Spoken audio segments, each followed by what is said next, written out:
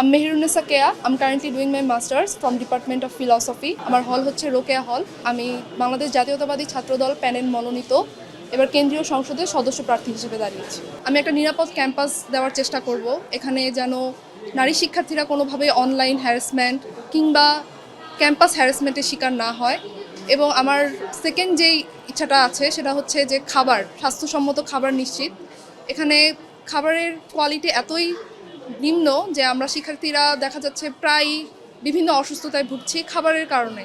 তো সেই কোয়ালিটিটা যাতে কনসিস্টেন্ট থাকে, একটা ভালো কোয়ালিটির খাবার যেন আমরা ক্যাম্পাসে নিশ্চিত করতে পারি, সেটা হচ্ছে আমার চেষ্টা থাকবে।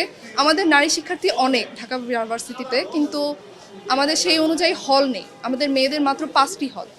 আবাসন সংকট তখনই কাটবে যখন আমরা মেয়েদের জন্য আরও হল আনবো। আর্থিক সংকটও কিন্তু একটা অন্যতম সংকট।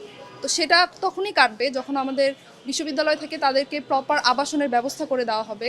একটি হলের শিক্ষার্থী হওয়ার পরও সে আবাসিক না হলে তাকে হলে এন্ট্রি দেওয়া হয় না, ইভেন লাঞ্চ টাইমেও তাকে এন্ট্রি দেওয়া হয় না। যেহেতু এই বিশ্ববিদ্যালয় আমাকে একটা প্ল্যাটফর্ম দিচ্ছে কিছু কাজ করার জন্য, শিক্ষার্থীদের জন্য কিছু করার, তো সেদিক থেকে আমি ইন্সপায়ার হয়ে আমি চাচ্ছি তাদের জন্য কিছু করতে, যদি তারা আমাকে সেই সুযোগটা দেয়।